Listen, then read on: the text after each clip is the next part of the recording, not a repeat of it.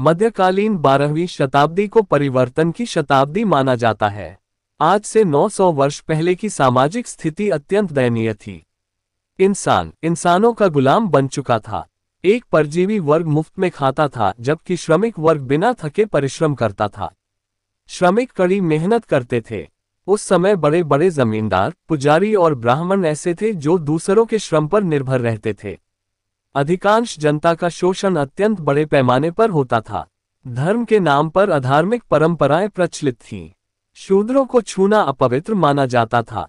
समाज अंधश्रद्धा की जंजीरों में जकड़ा हुआ था। लोग पत्थरों को पूजते और उन्हें देवता बना देते थे। राजा और राजकुमार युद्धों में व्यस्त रहते। बहुदेववाद का बोलबाला था। अंधभक्ति ने नैतिकता और सदाचार को ढांक दिया था। दिखावा और अहंकार बढ़ते जा रहे थे। यज्ञ, हवन, पशुबलि जैसे अनुष्ठान प्रचलित हो गए थे। कठोर व्रत, नियम, आडंबर और अंधविश्वास बढ़ने लगे। संदेहास्पद ग्रंथों को शास्त्र मान लिया गया था, जिनसे लोग मानसिक रूप से बंध गए थे। इसी शताब्दी में महात्मा बसवण्णा ने समाज परिवर्तन की शुरुआत की और एक संपूर्ण सामाजिक क्रांति का सूत्रपात किया। उस समय मंगलवेढा राज्य पर कलचुरी राजा बिज्जल का शासन था। मंगलवेढा के एक छोटे से गांव बागेवाड़ी में वैशाख शुद्ध तृतीया के दिन, जिसे अक्षय तृतीया कहते हैं, बसवण्णा का जन्म मंडगी मादिराज और मादलांबिका के घर हुआ। वे उनके तीसरे संतान थे। उनसे पहले देवराज और अक्का नागाई थे। बचपन से ही बसवण्णा की बुद्धि तीव्र थी। वे समाज की हर घटना को गहराई से देखते और माता पिता से प्रश्न पूछते। यज्ञ में जानवरों की बलि क्यों दी जाती है? क्या ईश्वर को खून चाहिए? अछूतों को मंदिर में प्रवेश क्यों नहीं मिलता? उन्हें अलग बर्तन से पानी क्यों दिया जाता है? क्या इंसानों को इंसान नहीं समझा जाता? जब लोग कहते आज शुभ दिन है, वह दिन अशुभ है, तो बसवण्णा कहते कल मत कहो, आज का दिन पवित्र है, आज ही भगवान की शरण में जाओ। जो आज ही दिव्य मिलन को स्मरण करता है, वही सच्चा भक्त है। 12वीं शताब्दी के शरणों भक्तों के विचारों का केंद्र बिंदु मानवता और समाज था। बसवण्णा ने ज्योतिष, पंचांग, भूत भविष्य बताने वाले, अंधविश्वासी स्थापत्य, रीति रिवाज, जात पात, लिंग भेद, अंधभक्ति, बहुदेववाद, घमंड, पशुबलि, आडंबर और पाखंड का जोरदार विरोध किया। बसवण्णा के बाल्यकाल की कुछ घटनाएं उनकी विशेषता दर्शाती हैं। चमार जाति के उनके मित्र केत ने उनके लिए चमड़े की चप्पलें बनाई थीं। उनकी मां ने उन्हें छूने से मना किया। बसवण्णा ने विरोध किया, अगर मैं उसके बनाए चप्पल पहन सकता हूं, तो उसे छू क्यों नहीं सकता? बाद में अपने पिता को, जो अनेक देवी देवताओं के पुजारी थे, एकेश्वरवाद का महत्व समझाने के लिए उन्होंने आंगन में गड्ढे खोद डाले। उन्होंने उन पंडितों की आलोचना की जो अग्नि को ईश्वर मानते थे। दूध, घी, तिल, चावल अग्नि में चढ़ाते और उसे पूजा करते, लेकिन जब वही अग्नि उनके घर को जलाने लगती तो वे उसे पानी मिट्टी से बुझाते और डांटते। इस पाखंड को बसवण्णा ने उजागर किया। बसवण्णा ने प्रारंभिक शिक्षा पूरी की और कुडाल संगम, जहां कृष्णा, घटप्रभा और मलप्रभा नदियां मिलती हैं, स्थित पाशुपत शैव शिक्षा केंद्र में अध्ययन करने गए। वहां उन्होंने 20 वर्ष तक पूर्वीय शास्त्र, प्राचीन भाषाएं, धर्मशास्त्र, शैवदर्शन, गणित, नौसंचालन, जैन और बौद्ध सिद्धांतों का अध्ययन किया। उनकी बहन नागाई भी साथ थी। शिक्षा पूर्ण करने के बाद उन्होंने अपने मामा बलदेव के कहने पर मंगलवेढा लौटकर राजा बिज्जल के दरबार में कारणिक अधिकारी की नौकरी की। उनकी प्रखर बुद्धि और नैतिकता से समाज उन्हें प्रिय मानने लगा। उनके मामा ने अपनी पुत्री गंगाबिका से उनका विवाह करवा दिया। मंगलवेढा में रहते हुए बसवण्णा ने समाज का गहन अध्ययन किया और जाति, लिंग व सामाजिक असमानता से मुक्ति के विचारों को जन्म दिया। बाद में बिज्जल चालुक्य साम्राज्य की राजधानी कल्याण का सम्राट बना। बसवण्णा की योग्यता से वे प्रधानमंत्री नियुक्त किए गए। उनके पूरे परिवार और अनुयायियों ने इस कार्य में साथ दिया। इस आंदोलन के पुरुष अनुयायियों को शरण और स्त्रियों को शनी कहा गया। यह आंदोलन आगे चलकर स्वतंत्र लिंगायत धर्म बना, जिसने जाति व्यवस्था को नष्ट किया। बसवण्णा के मार्गदर्शन में आंदोलन के मूल सिद्धांत थे समानता, एकता, भाईचारा, तर्कशीलता, श्रम, करुणा से सेवा। हर वर्ग, पुरुष व स्त्री के लोग इस आंदोलन से जुड़े। एक शरण कौन होता था? वह जो भक्ति की भावना में जीवन बिताता, व्रत नियम निभाता, सत्य और पवित्रता में विश्वास करता, चर्चा और अनुभव में भाग लेता, जात पात और लिंग भेद को नकारता। आज की भाषा में शरण वह है जो आंतरिक रूप से स्वतंत्र हो, सबका समावेश करे, ईमानदार परिश्रम करे और सेवा में विश्वास रखे। दलित और वंचित जातियों जैसे मातंग, डोहर, हटपद, नुलीय, कुम्हार, चमार, अंबिगा, मेदार, तुरुगाही, मादार, वैद्य, तेली, किन्नरी आदि भी शरण बने।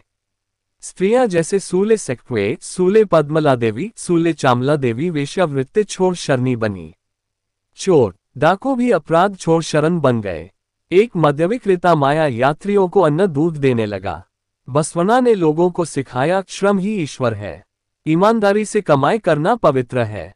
शरण दिन भर काम करते और शाम को अनुभव मंटप में मिलते, विचार साझा करते और वचनों की रचना करते जो बाद में भारत के संविधान की आत्मा बने। समानता, स्वतंत्रता, भाईचारा, श्रम की गरिमा, अभिव्यक्ति की स्वतंत्रता, सामाजिक न्याय और लिंग समानता।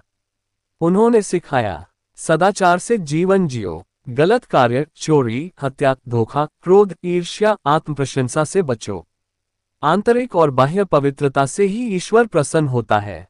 उनकी प्रार्थना थी, मैं सदा शरणों की सेवा करूं, मंदिर की शिखर बनने से अच्छा है उनके पैरों की चप्पल बनूं, कुडल संगम मेरा ईश्वर है। उन्होंने कर्मनिष्ठ शरणों का समाज बनाया।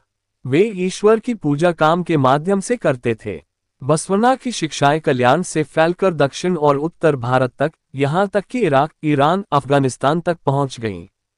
अफगानिस्तान से मृतशंकर ने इस आंदोलन से प्रभावित होकर इस्लाम छोड़ लिंगायत धर्म अपनाया। कश्मीर के राजा भूपाल महादेव महादेवी ने भी धर्म परिवर्तन कर शरण बने और लकड़ी की मौली बनाकर के बेचने लगे। बसवना ने उन्हें वचन में सम्मान दिया। एक हत्यारा चिक्कैया जो बसवना को मारने आया था, शरणों की पवित्रता से प्रभावित होकर हत्या का विचार छोड़ शरण बन गया और ताड़पत्र बेचकर जीविका चलाने लगा। कश्मीरी राजकुमारी बोमता देवी जो वैद्यक में निपुण थी, शरणी बनी और रोगियों की सेवा करने लगी। बसवना ने 12वीं शताब्दी में श्रम पर आधारित समाज की रचना की।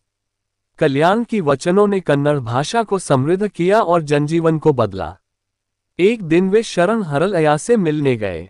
हरलया ने उन्हें भोजन दासोहा कराया और शरणु शरणीर्थी शरण हरलया कहकर प्रणाम किया। हरलया ने उन्हें चमड़े का चप्पल भेंट किया।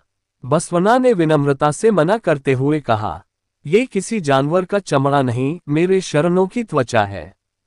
हरथिया ने चरण स्पर्श किया। बसवना ने उन्हें गले लगाते हुए कहा, कोई मुझसे छोटा नहीं और कोई भक्त से बड़ा नहीं।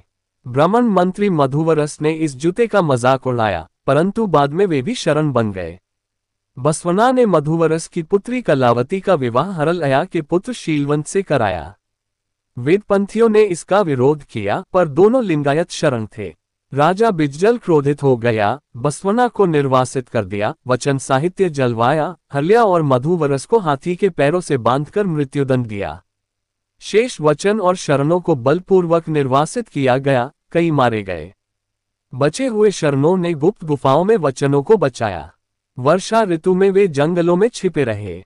गोवा के कदम राजा ने उन्हें आश्रय दिया। इन घटनाओं को ही कल्याण क्रांति कहा जाता है, जिसने शरण संस्कृति को समृद्ध किया। बाद में बसवना ने कल्याण छोड़ दिया और कुडल संगम में ईश्वर से एकाकार हो गए। उनके साथी हटपद अपना और पत्नी नीलांबिका वहीं दिवंगत हुए। वृद्ध शरण मडीवाल माचीदेव मुरगोड में बीमार पड़कर मरे। शरण ककैया वचनों की रक्षा करते हुए शहीद हुए। अन्य निर्वासन में मारे गए। उनके शव साथी शरणों ने दफनाए। इन घटनाओं के दुख से सोलापुर के सिद्धरामेश्वर ने कहा, बसव बसव, ये शब्द मिट गया है। जो स्तंभ सब थामे था वह टूट गया है। बसव का कार्य बाधित हो गया है। बसवना ने व्यवस्था को बदला। एकाकीपन से समाज की ओर, अज्ञान से ज्ञान की ओर, दान से सेवा की ओर, मंदिर से अनुभव मंटप की ओर, संन्यास से गृहस्थ जीवन की ओर, कठोरता से सरलता की ओर, शिष्य से शरण के जीवन की ओर, बहुदेववाद से एकेश्वरवाद की ओर, संस्कृत से कन्नड़ की ओर, अंधविश्वास से तर्क की ओर, जातिभेद से समानता की ओर, मूर्ति पूजा से आत्मभक्ति की ओर, कर्मकांड से अनुभूत सत्य की ओर। वे एक क्रांतिकारी अग्रदूत थे, जिन्होंने समाज को नया मार्ग दिखाया। बसवण्णा ने आम लोगों को एक सरल, रोजमर्रा की भाषा में समझने योग्य दर्शन दिया। वे हर घर जाकर लोगों को शरण बनने का आमंत्रण देते थे।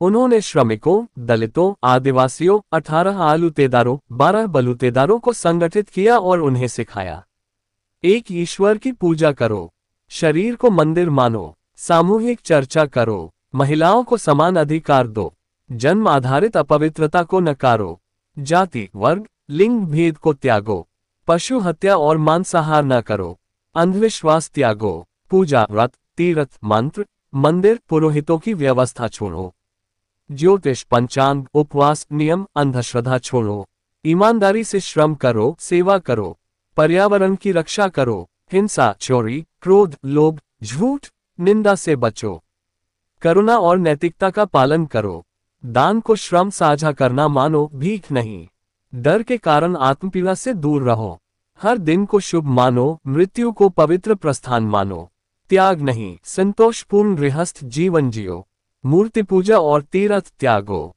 धरती को पवित्र मानो, श्रम को पूजा समझो, दिखावे से दूर रहो, तर्क, नैतिकता, आत्मपरीक्षण, सरलता, समानता को अपनाओ, वचन साहित्य रचो, पढ़ो, समझो, विवेकशील बनो, निजी दोष मिटाओ, कर्मकांड और आत्मप्रशंसा को त्यागो।